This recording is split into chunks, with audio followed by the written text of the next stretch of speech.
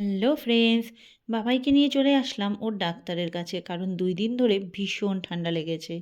আর ফেরার পথে খেয়ে নিলাম মার ছেলে মিলে ফুচকা। এখান থেকে যাব একটু বোনের বাড়ি, কিছুক্ষণ বসে তারপর বাড়ি ফিরে যাব। বাবাই ওর আর ওর ভাইয়ের জন্য নিয়ে নিল পেস্ট্রি কেক।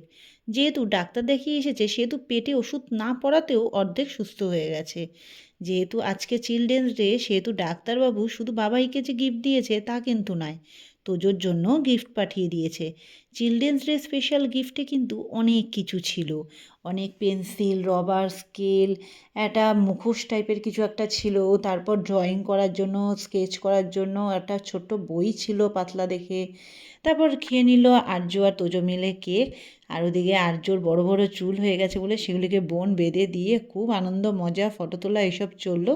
বাড়ি ফেরার পথে নিয়ে নিলাম ছেলের সব ওষুধপত্র। এখন চলছি বাড়ির দিকে। চলো, বাই।